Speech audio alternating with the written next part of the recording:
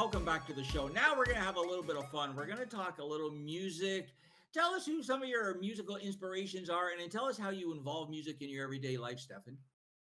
Well, I grew up in the 70s, 80s. So if you're dealing like I'm just hitting my 60s now. Sorry for the younger generation, but I listen to the Bridge on Sirius XM a lot.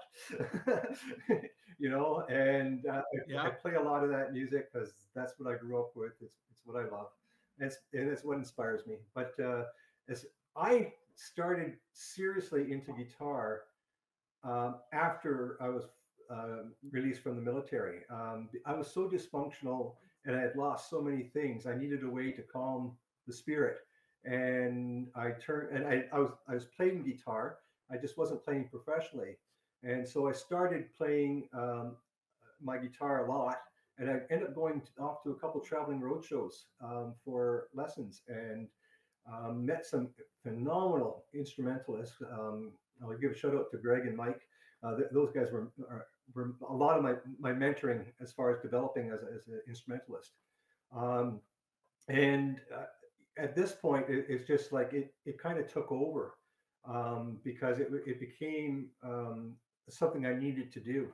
And that and having a cigar in the evening for some reason, that the two go hand in hand. Nice. Anyways, it just became part of my life, and initially, for that 20 years, my persona was this musician. I didn't talk about anything military.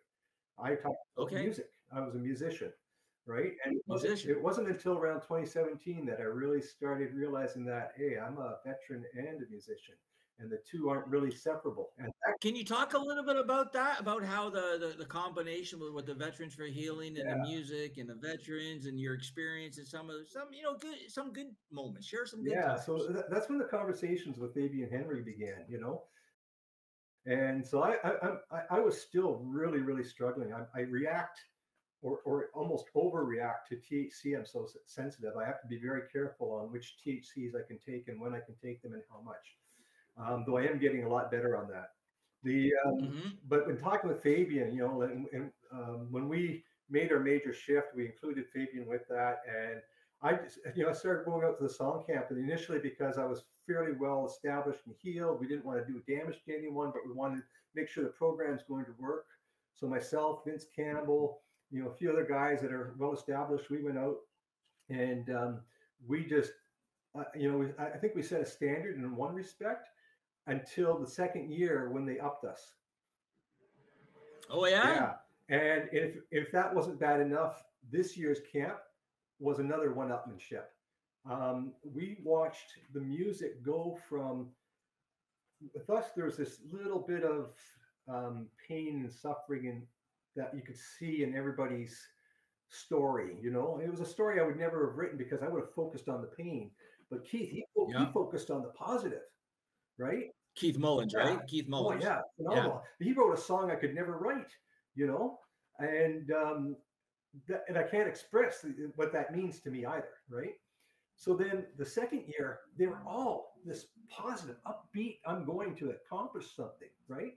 And then this third year, it's not out yet, but you should hear the music. It's beyond. Well, I can see it. I can feel it. I can feel your passion. I can just tell. Like music is music makes the world go round. Right? I love that. This year we're hearing people how they've had so much success in rebuilding, and you know what I mean. And it's like, oh wow. So we were focused on the rebuilding. The next one was on how they rebuilt, and this is on what they're doing tomorrow with it. And I know you guys just finished your last camp just a couple weeks ago, right? Or there's this year's T-shirt.